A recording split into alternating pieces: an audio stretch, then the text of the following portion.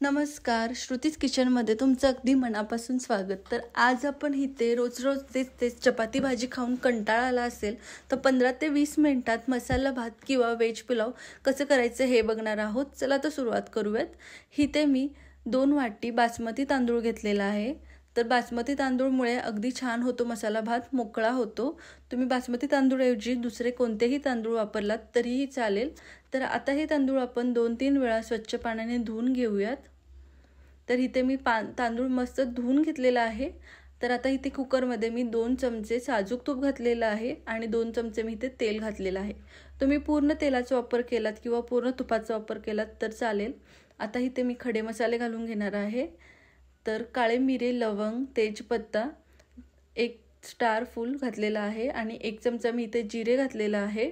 तर जिरे ही छान तडकू द्यायचे आहेत आणि त्यानंतर मी इथे 1 कांदा उभा चिरून घातलेला आहे। तर कांदा हलकासा गोल्डन झाला की त्यात मी इथे 1 चमचा आलं लसूणची पेस्ट घातलेली आहे। तर तेही छान परतून घेऊयात आणि इथे मी आता 4 हिरव्या मिरच्या घातलेल्या आहेत। तर अशा उभ्या करून घातलेल्या आहेत। तर तेही छान परतून घेऊयात।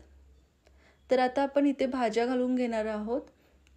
तर घरात जेही भाज्या असतील किंवा तुम्हाला जेही भाज्या आवडत असतील तर ते तुम्ही घालू शकता। इथे मी 1 बटाट्याचे काप करून घेतले होते ते घातलेलं आहे। 1 टोमॅटो बारीक चिरून घातलेला आहे। माझ्याकडे बीन्स होते म्हणून मी बीन्सही घातलेला आहे आणि थोडेसे मटार घातलेला आहे। तर तुम्ही ह्याच्यासोबत गाजरही घालू शकता। तर जेही किंवा फ्लावरही घालू शकता। तर तुम्हाला जेही भाज्या आवडते तुम्ही घालू शकता। तर हे छान तेलामध्ये आपण फ्राय करून घेणार आहोत। तर त्यानंतर ना आपण इथे अर्धा कप दही घालणार आहोत।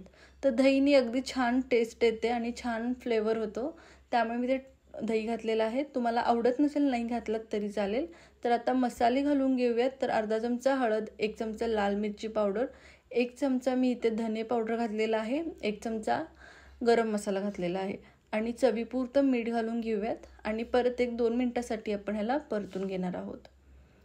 तर परतून घेऊयात। छान तेल सुटलं की आपण ह्यात तांदूळ घालणार आहोत।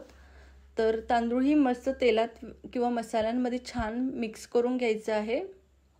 तर अगदी हलक्या हाताने मिक्स करून घ्यायचं आहे, नाहीतर तांदूळ तुटतात। त्यामुळे हलक्या हाताने मी ते मिक्स करून घेतलेलं आहे। तर आता मी इथे थोडेसे पुदिनाचे पानं घालत आहे आणि बारीक चिरून कोथिंबीर घातलेला आहे। तर परत आपण हलक्या हाताने मिक्स करून घेऊयात।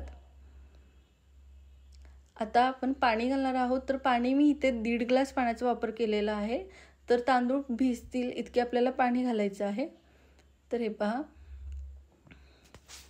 आणि सर्वात लास्टला मी इथे अर्धा लिंबू अशा प्रकारे पिळून घालत आहे।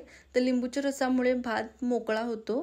तर परत मिक्स करून घेऊयात आणि हलकीशी उकळी आली की आपण आता कुकर बंद करून त्याची 1 शिट्टी घ्यायची आहे। तर 1 शिट्टी झालेली आहे। पूर्णपणे कुकर थंड झाल्यानंतर आपण अशा प्रकारे बघणार आहोत। तर हे बघा, आहा मस्त झालेला आहे।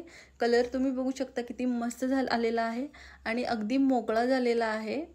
तर खायलाही तितकाच टेस्टी झालेला आहे। तर तुम्हीही नक्की ट्राय करा। जेव्हाही काम करायची इच्छा नसते किंवा ऑफिसला जायचं असतं तर हा झटपट तुम्ही वेज पुलाव घरच्या घरी करू शकता। व्हिडिओ कसा वाटला नक्की कमेंट करा। व्हिडिओजला लाईक करा, शेअर करा। चॅनलवर नवीन असाल तर सबस्क्राईब करायला विसरू नका। धन्यवाद।